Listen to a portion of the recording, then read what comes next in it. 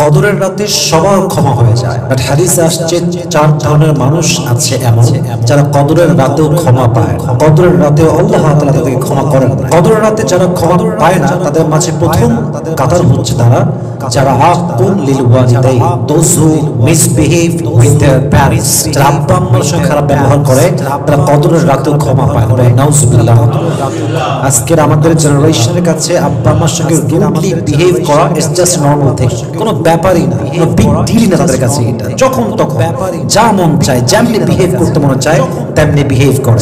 But হাদিসে আসছে কদরের রাতে এবং রমজান মাসে আল্লাহ সবাইকে ক্ষমা করলো যারা আব্বা আম্মার সঙ্গে খারাপ ব্যবহার করে, এদেরকে আল্লাহ কখনো ক্ষমা করে নাম্বার 1। এজন্য কোরআনে আল্লাহ তাআলা বলেছেন সূরা বনী ইসরাঈল, আল্লাহ তাআলা বলছেন ওয়া ক্বাদা রাব্বুকা আল্লা তা'বুদু ইল্লা ইয়্যাহু ওয়া বিল ওয়ালিদাইনি ইহসানা, your Lord has decreed you will worship no one but him। আল্লাহ বলছেন দুটি আদেশ, এক তোমরা ইবাদত করবে এক সত্তার, আওয়াজ দিয়ে বলুন তো সে সত্তাকে। দুই আল্লা তা'বুদু ইল্লা ইয়্যাহু ওয়া বিল ওয়ালিদাইনি ইহসানা। নাম্বার 2 হচ্ছে you have to be good with your parents, you must have to behave well with your parents। তোমার ব্যবহার কখনো আব্বা আম্মার সঙ্গে খারাপ ব্যবহার হওয়া যাবে না। ইম্মা ইয়াবলুগান্না ইনদাকাল কিবার আহাদুহুমা আও কিলাহুমা ফালা তাকুল লাহুমা উফ ওয়া লা তানহারহুমা ওয়া কুল লাহুমা কাওলান কারীমা।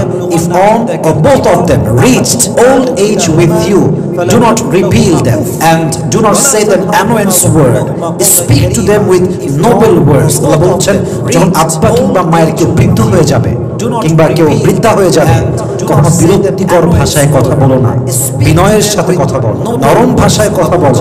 ওয়াখফিদ লাহুমা জানাহা যুল্লি মিনার রাহমা and lower them the wing of humility। তাদের সামনে বিনয়ের ডানা বিছিয়ে দাও। সুবহানাল্লাহ পড়বেন আপনারা, বিনয়ের ডানা বিছিয়ে দাও। মিনার রাহমা আউট অফ মার্সি, বিনয়ের সাথে বিছাও। ওয়াকুল রাব্বিরহামহুমা কামা রাব্বায়ানি সগীরা।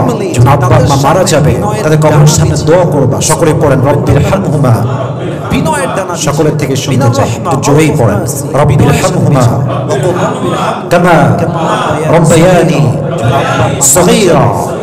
That means Allah have mercy upon my parents as they brought up me when I was small। আল্লাহ তুমি আমার বাবা এবং মাকে তেমন ভাবেই রহম করো, তেমন ভাবেই দয়া করো যেমন ভাবে তারা আমাকে দয়া করেছে তখন যখন আমি একজন ছোট্ট নবজাতক শিশু ছিলাম। অতএব আব্বা আম্মার সাথে খারাপ ব্যবহার করা যাবে নাম্বার 1। নাম্বার 2 আল্লাহ সুবহানাহু ওয়া তাআলা will not forgive them those who are drunk। এই কদরের রাতে আল্লাহ তাদেরকে ক্ষমা করবেন না যারা মদ পান করে। নেশাগ্রস্ত মানুষকে আল্লাহ কখনো কদরের রাতে মাফ করেন না, রমজান মাসেও মাফ করেন না। অতএব যদি কারো নেশা থাকে, যদি আমাকে অনলাইনে শুনে থাকেন, আপনি হয়তো ফেসবুকে যাবে, ইউটিউবে যাবে, যখনই আপনার কাছে মেসেজটা যায় প্লিজ মাথায় রাখেন যদি আপনি নেশাগ্রস্ত মানুষ হন, যে কোনো নেশা হতে পারে, আল্লাহ আপনাকে মাফ করবেন। অতএব আমরা ট্রাই করব সমস্ত বাজে নেশার থেকে বাঁচার জন্য। রাজি আছেন ইনশাআল্লাহ? 3 নাম্বার আল্লাহ তাদের ক্ষমা করেন না যারা those who break the kinship relationship, যারা আত্মীয়তার সম্পর্ক ভাঙে, এদেরকে আল্লাহ মাফ করেন। অনেকে দেখবেন রক্তের সম্পর্ক, রাগ করে কথা কয় না, 3 মাস 4 মাস 2 বছর 4 বছর হয়ে যায়, আল্লাহ তাদেরকে ক্ষমা করেন না। অতএব যদি কারো কোনো সম্পর্ক ভেঙে গিয়ে থাকে, চাচার সঙ্গে, মামার সঙ্গে, দাদির সঙ্গে, নানির সঙ্গে, চাচার সঙ্গে, whoever he is or she is, যে কেউ হতে পারে, যদি আপনার রক্তের সম্পর্ক হয় কখনো আপনি এটাকে অফ রাখবেন না, বন্ধ করবেন না, ট্রাই করবেন সকলের হক আদায় করার জন্য। রাজি আছেন ইনশাআল্লাহ?